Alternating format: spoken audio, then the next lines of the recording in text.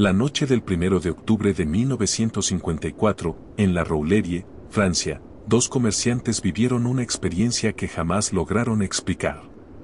Regresaban a casa después de un largo día de trabajo.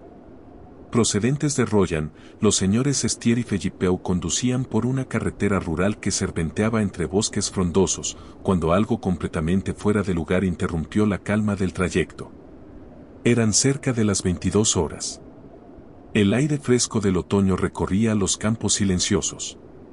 A esa hora, los caminos entre Saint-Jean-d'Angely y La Roulerie solían estar completamente vacíos. Pero justo al doblar una curva, la tenue luz de los faros iluminó algo que los dejó paralizados. Una figura pequeña, humanoide, atravesaba lentamente la carretera.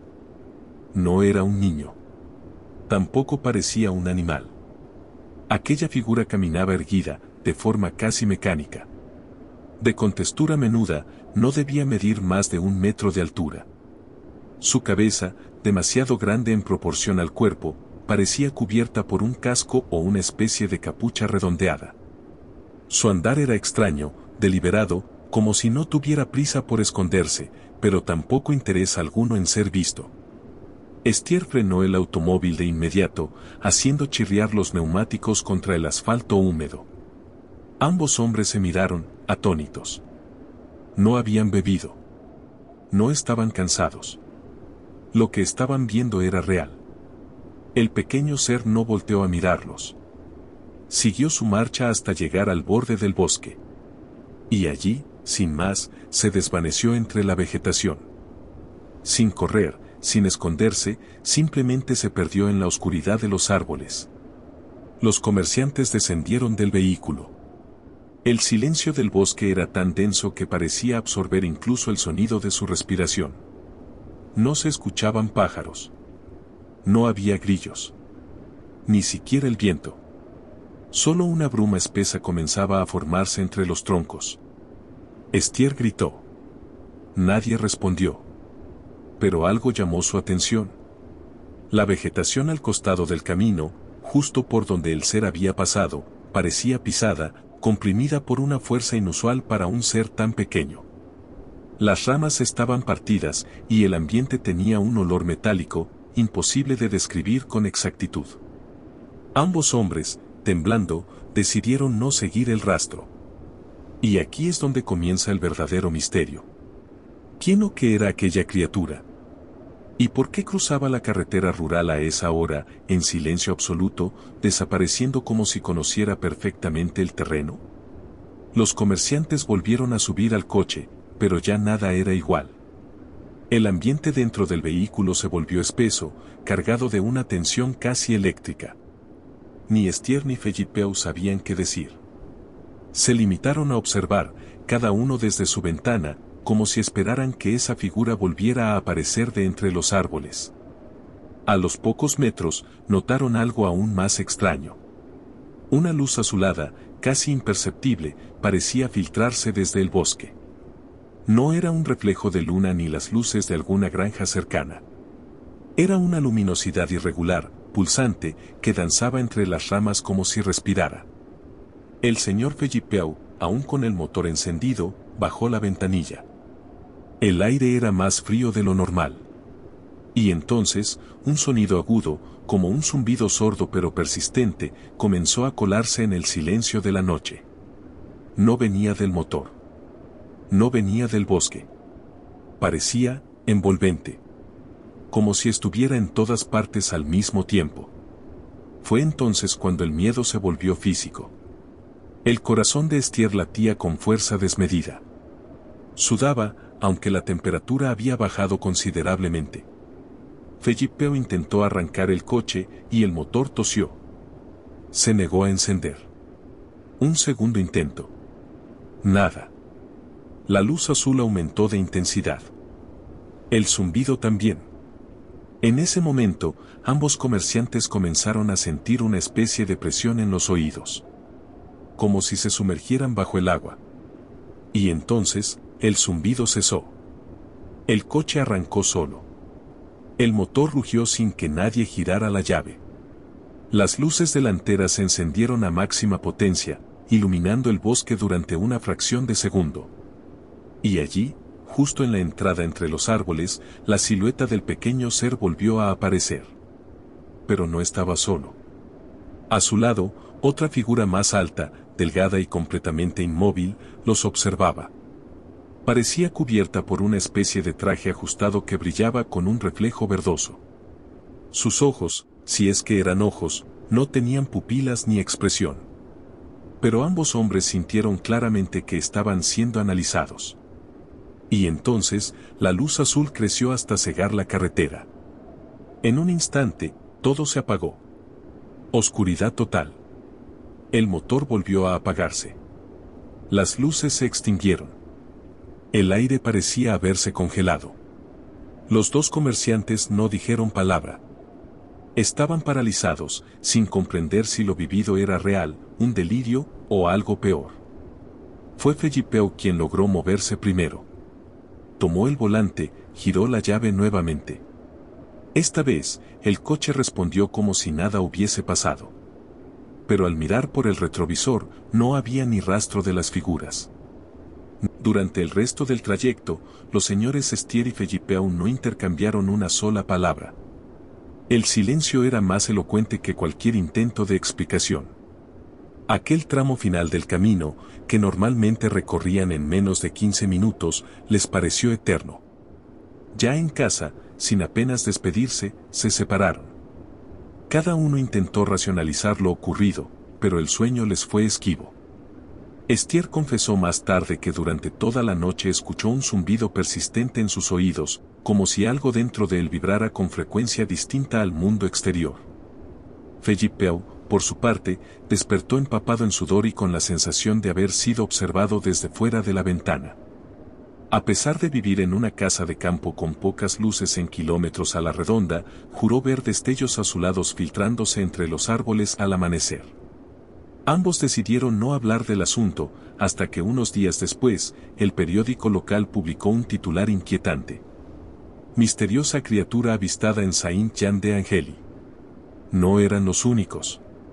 Una pareja de ancianos que vivía en las afueras del pueblo aseguró haber visto, esa misma noche, una estrella caer del cielo y luego moverse entre los árboles como si respirara. Un agricultor afirmó que encontró huellas extrañas en su terreno, como si un niño de patas redondas hubiera cruzado el campo. Y varios perros del vecindario ladraron toda la noche sin explicación aparente.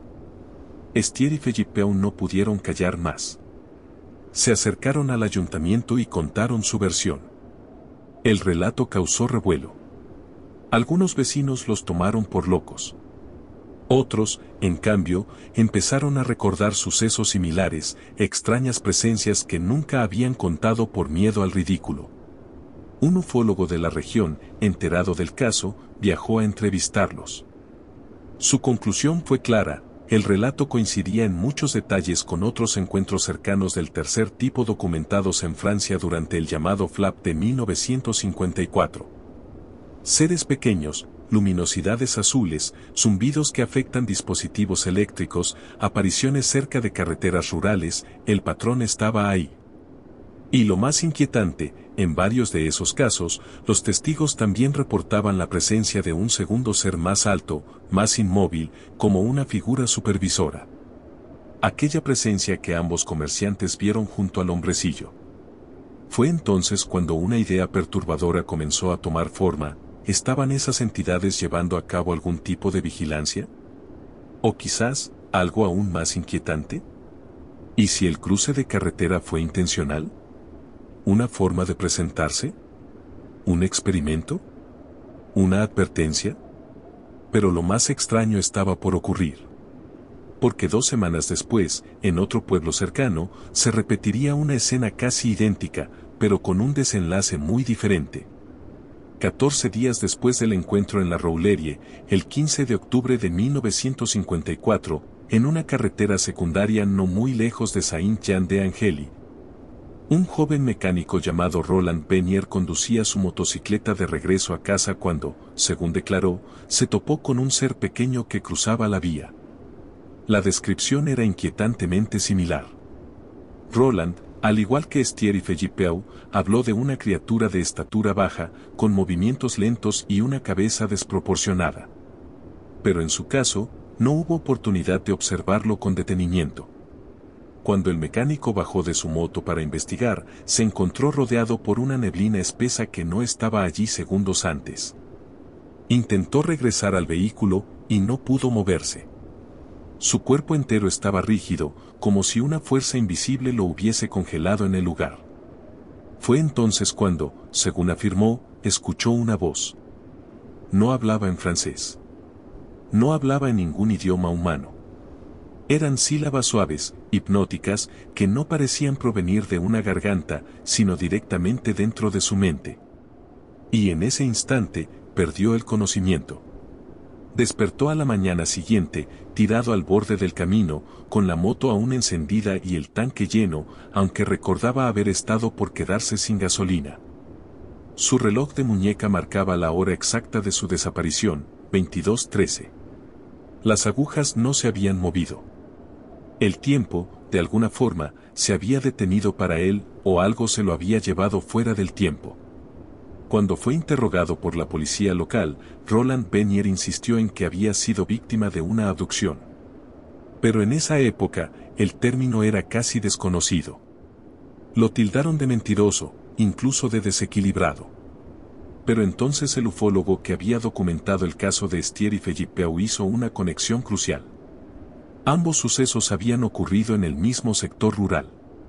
Las descripciones de los seres coincidían. La luz azul. La inmovilidad repentina. El mal funcionamiento de aparatos. Incluso el mismo horario, alrededor de las 10 de la noche. ¿Casualidad? ¿O parte de un patrón? Un tercer testigo anónimo se animó a confesar que, durante esas semanas, había escuchado en las noches una especie de zumbido flotante, un tono grave que parecía surgir del suelo. Decía sentir vibraciones en el cuerpo mientras dormía, como si algo intentara sintonizar su mente. ¿Estamos hablando de simples apariciones o de visitas sistemáticas? ¿De seres aislados o de una operación más amplia que pasaba desapercibida bajo el velo de lo rural? Aquí es cuando muchos investigadores comenzaron a especular que en los campos cercanos a Saint-Jean-de-Angély existía una zona activa, un corredor por donde entidades no humanas se desplazaban. Y es aquí también donde surge la teoría más inquietante. ¿Y si esos encuentros no fueron fortuitos? ¿Y si tanto Estier, como Felippeau, como Roland, fueron elegidos? Porque tras su experiencia, todos ellos reportaron fenómenos persistentes, sueños lúcidos con figuras brillantes, fallos eléctricos en sus casas y un sentimiento constante de estar siendo observados. ¿Y si esto fuera cierto? ¿Quiénes son esos seres? ¿Qué quieren? ¿Y por qué eligieron a simples hombres comunes como sujetos de su presencia? Desde entonces, los caminos rurales cerca de la Roulerie han mantenido su silencio, pero también su sombra. Nadie volvió a ver al hombrecillo cruzar la carretera, ni a la figura alta junto al bosque. Pero los rumores persisten. Y entre los más ancianos, todavía se habla de aquella noche en la que algo que no era humano caminó entre nosotros, sin prisa, sin miedo, como si lo hubiera hecho antes. El caso de Estier y Felippeau es una de esas piezas pequeñas que, al observarse con detenimiento, encajan en un rompecabezas mayor. Uno que se extiende por toda Francia, y más allá. ¿Por qué si estos seres solo querían pasar desapercibidos, por qué dejarse ver? ¿Fue una advertencia? ¿Un ensayo? ¿O simplemente un error? A día de hoy, ninguna autoridad ofreció una explicación oficial. Pero quienes estuvieron allí, no dudan. Lo que vieron era real. Y su mirada sigue estando fija en el bosque. Si quieres seguir explorando con nosotros más casos como este, suscríbete y activa las notificaciones. Hay muchos más misterios que aún nos esperan. Y si este encuentro te dejó sin palabras, no puedes perderte lo que ocurrió ese mismo día, a cientos de kilómetros de distancia, en Jussey, donde dos jóvenes vieron descender del cielo un objeto y a dos figuras blancas intentando comunicarse. ¿Coincidencia, o parte del mismo plan? Nos vemos en el próximo archivo de expedientes extraterrestres.